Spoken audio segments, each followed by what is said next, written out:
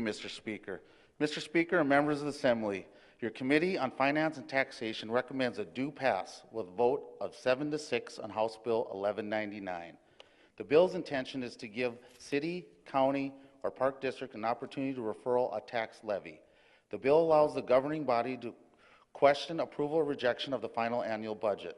This can be done within 30 days of when the final budget and levy is filed with the county auditor. A petition to refer the final annual budget and levy signed by 10% or more of the total number of qualified electors of the city, county, or park district who cast votes in the most recent election. Within 60 days after the referral petition is verified as containing a sufficient number of valid signatures, the governing body shall place on the ballot at a regular or special election of the city, county, or park district the question of approval or rejection of the final annual budget and levy resolution filed with the county auditor. The Finance and Taxation Committee, on a vote of 7-6, asks the Assembly for a due pass. Thank you, Mr. Speaker. Is there any discussion?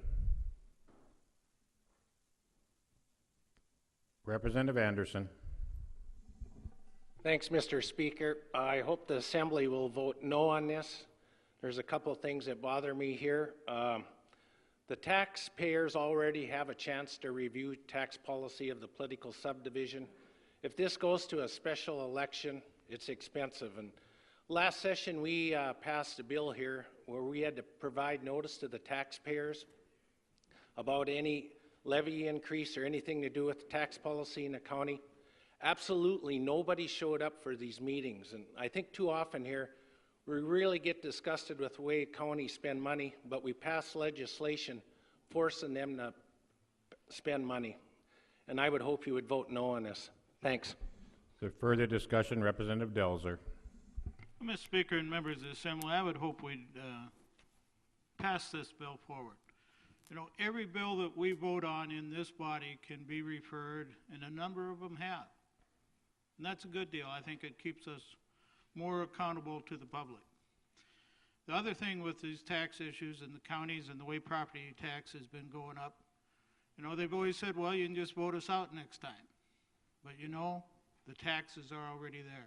This gives them an option to become engaged after they become upset.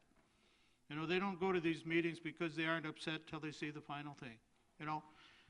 And whatever on their part, maybe that's wrong on their part, but they elect those people to do the right thing just like they elect us to do the right thing. You know, but if they don't, you should have the option of referring what they've done. It's a simple thing, a referral. It might not be a simple thing to make it work, but if the counties come forward and tell us how to work this right, it could work real well for everybody. And if they do the right things, it's not going to be referred. Very little percentage of the bills that we pass are ever referred. But they have the option on every one of them, and that's a real good move. I would hope we could pass this bill. Is there further discussion? Representative Kempenek. Mr. Speaker, members of the Assembly, we're getting back to basically a year ago, this discussion. It's been ongoing here for the last 3-4 bienniums, but basically last spring it kind of came to a head. The problem is the state of North Dakota, with this budget that we're proposing going forward, is going to put roughly 3.4, some of the bills are changing that, probably $3.5 billion going back to local political subdivisions. That means that we're only about $1.6 billion away from owning all the costs on local political subdivisions. You know, and that's what the whole discussion was last spring, is does the state want to take over property tax? We can, you know, and that's the only thing that really drives the local political subdivisions of why should they even be existing if we take over all of the property tax? The thing is, and this bill is bringing to a head whether this is the right vehicle or not, but people are feeling disenfranchised, and that's one of the problems that we have facing us. It was mentioned that nobody shows up. Well, we become a nameless, faceless body in a lot of ways when things kind of get dicey back locally. Well, the legislature mandated this and the legislature mandated that. You know, that's just an excuse. If you want to, if that's where it wants to go, you know, like I said, we're 2/3 of the way there already on basically funding local political subdivisions. I think that what this is requiring, I don't think is all that onerous, truthfully. If they want to keep some local control, and the gold rule is ye who have the golds makes the rules, is that if that's where it wants to go, we keep ignoring the issues back home. You know, and people, if they feel disengaged, all we're going to do is we'll be having this conversation in another year. So I think we should pass this. It probably does need some work on it, but I think you need to have some way of getting the population back home engaged in this, that they are kind of forced to show up on it. Thank you. Representative Kroon. Thank you, Mr. Speaker. I do agree that we want to get our local population involved with our government. But in some cases, as I mentioned before, one shoe does not fit all. In our particular case, we have at least five laws, and the first one is 1123-03. This notice must be published notifying the public for the budget hearing prior to the budget being approved.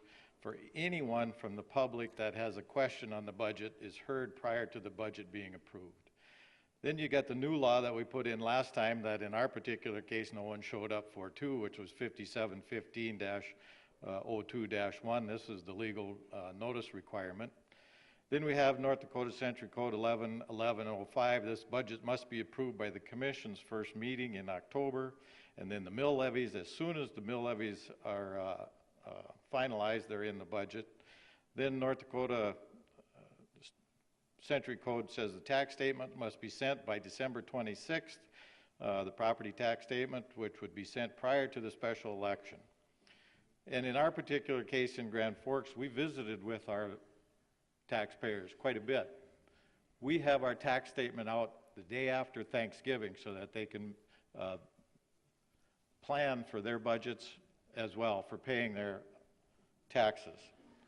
We also are on TV. The City Council is on TV with every one of its budgets, whether it's planning and zoning, whether it's a work session, or whether it's a City Council. The information is given on the TV. I don't think you're going to get the information on a piece of paper in the newspaper any longer.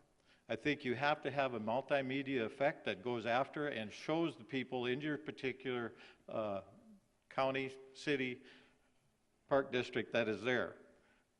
Forcing people to do things doesn't work. You have to have them want to do it. And if they're involved through the publications and on a daily basis, you will get your involvement. You aren't going to get them once a year at the budget situation. You aren't going to get them when it looks like something might happen. They need to be involved on a constant basis so that they can help plan that process as we go through. I don't see this accomplishing that goal. Not only that, the logistics of this particular bill, it's section 3, within 60 days of the referral. It takes, you have to have 40 days of the absentee ballot available prior to the election. It takes 5 to 7 days, and then that's working days, not calendar days, in order to get the ballot ready. And in our particular case, we have to rent space, and most of that we do, most of our precincts are at the Delzer Center. And if that's not available, then we have to go find other space in other places that also do not want us to have the elections there any longer. We also have to hire those particular people at a short notice, and we have a very difficult time getting people to work at the polling places. So it's a burden in that respect. And then I got a couple emails from some of the county auditors that they feel uncomfortable if in section 4 there, that the county auditor shall substitute a levy in the amount determined for the city, the county, or the park district. So we are asking those particular individuals to take over the responsibility of the other areas that don't feel comfortable. The physical part of this, physical note part of this, is if this happens, we have half of our cities are 165, I believe, or below. 4 or 5 people could actually sway that particular vote every single time you get out there. And we have a lot of small cities that would cause the increase in their budget that they can't afford as well, and those people should be involved as they go through the process. I agree with the wholeheartedly of getting people involved, but forcing people to be involved in this particular manner does not pass muster, at least in my particular area. I would say we vote no. Thank you. Is there further discussion? Representative Casper. Thank you, Mr. Speaker, members of the Assembly. Been listening to the debate. Some questions that popped into my mind. What is local control? We talk about local control, and I've heard discussions on this bill about the bureaucrats, the city commissioners, the county commissioners, the park commissioners, and you know they're fine people, and they're doing their job the way they think is right, but they're not local control. The local control is the people who vote. And you know what? Those people are busy, and they're frustrated, and they want some answers, and they want some changes. We, with this bill, will empower the people, who is the ultimate place of local control, to take action if they so desire. This does not require any of the people to do anything, but it allows them to do something if they say enough is enough. And the fact that we're continuing to put now over $1 billion into local political subdivisions, I think, Mr. Speaker, this is the right move to make. Let's pass this bill. Representative Belter. Thank you, Mr. Speaker and members of the Assembly. I would certainly hope that we could support this bill. I think that we each need to ask the question, do we or do we not think property tax is an issue? If you do feel it is an issue, then I think that we need to give tools to our local people so that they can deal with issues at the local level. Now, there may be some timing issues that need to be corrected in this bill, and we can look at that in the Senate, because certainly the political subdivisions are going to come over to the Senate, and they're going to work with the senators on some of the problems that have it. But this bill does open a new way that citizens can become more involved, and I think that's where it comes down to. We have to get citizens' involvement. We have to give them the tools to deal. And this idea that our county commissioners can't work with it, or our school boards, although schools are not included in this, but if we're just going to use the excuse that elected officials can't deal with it, that's not the issue. The issue should be, what rights are we giving to the people? And that's what this bill does. And so I would certainly hope that you would uphold the committee's recommendation and pass it. Representative S. Kelch. Well, thank you, Mr. Speaker, and Mr. Speaker and members of the Assembly. I think this is a real burden that we're placing on our local governments that doesn't need to be put into code, because there has been discussion about what is local control. It's a vote of the people, and that's exactly right.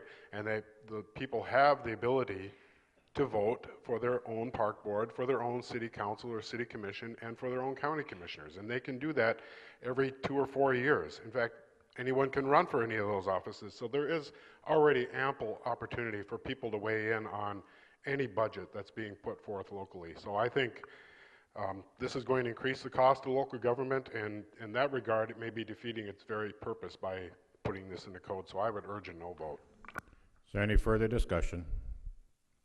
Seeing none, the House has before it for final consideration House Bill 1199. The clerk will open the key and you record your vote. Has every member voted? Does any member wish to change their vote?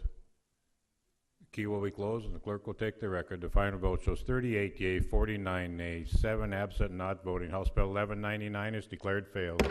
Continuing on